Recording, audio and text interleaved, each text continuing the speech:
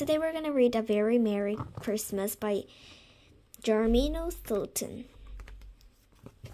Christmas is always special. It was winter in New York City, the capital of Mouse Island, and the winter outside was frightful. Sitting at my desk one chilly evening, I gazed out my window at the snowflakes falling softly over the sky. Over the city. Oh, I almost forgot to introduce myself. My name is Stilton, Jeremy Stilton. I'm the publisher of the Rodents Gazette, the most famous newspaper here on Mouse Island. I shivered and put my paws up to the space heater I kept under my desk. Sometimes it felt as if winter would go forever. Brr, I hate cold weather. But then I remembered something that cheered me up. Christmas was just a few days away. Christmas, it was my favorite holiday. Just thinking about Christmas reminded me of all the things I had to do. Holy cheese, my list was almost as long as Santa's. I still had to decorate my household by last-minute gifts and figure out the holiday menu. There was so many delicious treats to eat at Christmas time. Candy canes, roasted chestnuts, toasted cheese slugs, visions of cheese puffs. As I sat there daydreaming about the magic of Christmas, the door burst open and my grandfather William Shortpaw stomped in. He shoved his snout within an inch of mine and shouted, "Wake up! Are there visions of cheese puffs dancing your hand, grandson? Wake up!" I almost jumped out of my chair. "No, of course not, Will. What do you mean by visions of cheese puffs? I was thinking about menu for Christmas dinner, and cheese puffs will certainly be delicious. I know it's almost Christmas, but that's no excuse for daydreaming," Grandfather thundered. "Jeremy, I wanted to focus on business, on the newspaper. It doesn't run itself, you know. The paper needs a leader with new ideas, not one who naps on the job." He pointed to a plaque that hung from the wall. It said, "The wise mouse waits neither time for nor cheese." Then he tapped his paw on my snout a couple of times. "Knock, knock, knock. Anybody home?" He picked up the phone and called Miss Raven, one of his assistants on staff.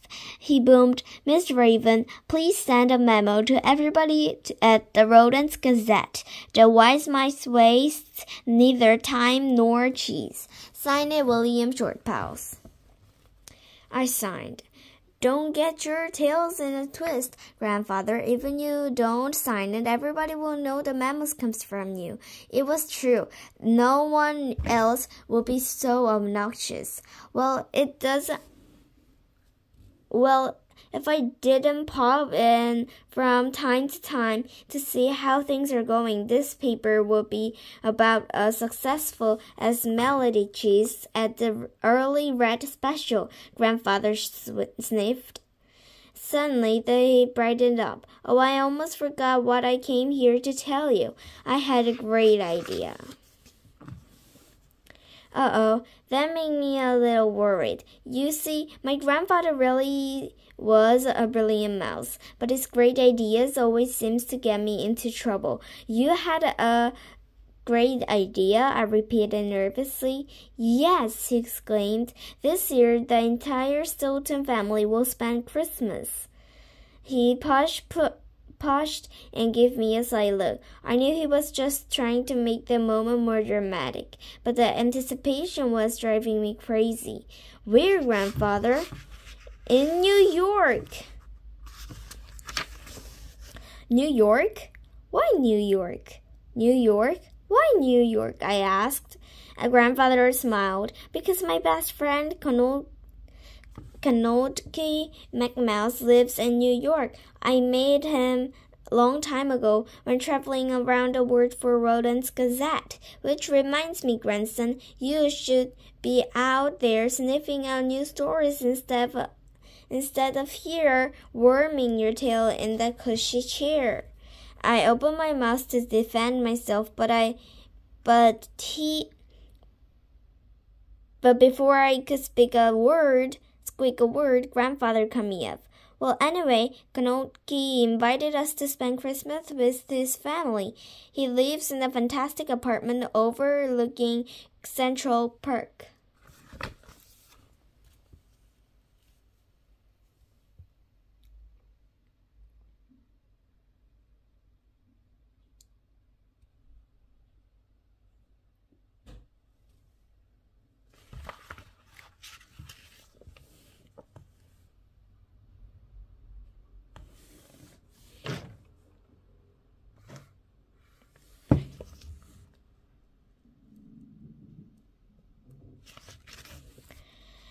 He waved a letter and a photo under my snout. But, grandfather, he always celebrates Christmas at my household in New Mouse City, I protested. It's tradition. We've been doing it for years. Grandfather snorted. Germino, traditions are made to be broken. Besides, you always say that it's exciting to discover different customs and cultures and to find new experience.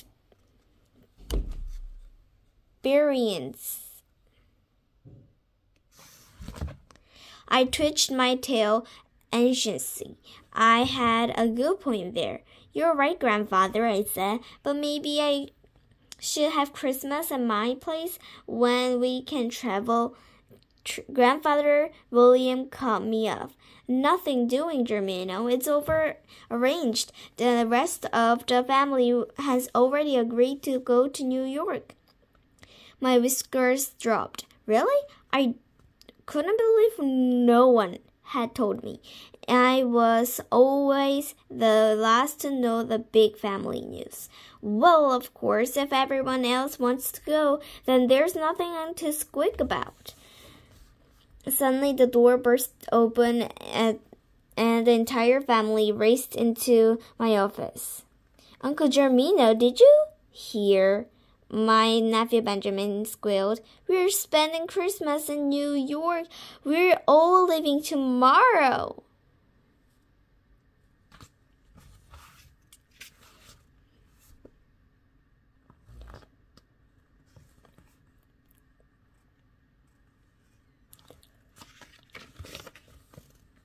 I smiled down at my favorite nephew and tried to sound enthusiastic. Yes, grandfather just told me. We'll spend Christmas in New York. It will be great. Everybody was excited. They were all squeaking at once, happily making plans for the trip. As for myself, I started for home. That night, I went to the bed early. I was depressed. You see, I was worried that I had an organized, fun Christmas at my household. That had to be on reason everyone was so excited to spend Christmas in New York. Maybe my cooking wasn't tasty enough for the family's requirements. Maybe my decorations weren't creative enough for the whole family artist.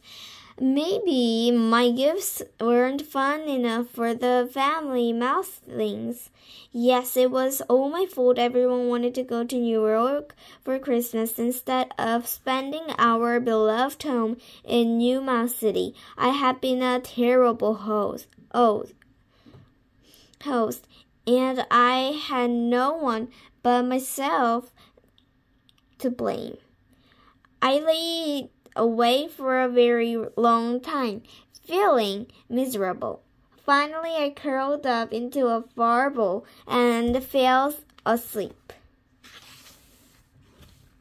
A trip to the Big Apple. The next day, the entire Sultan family left for New York. Everyone except me, that is. I stayed behind until 2 days before Christmas.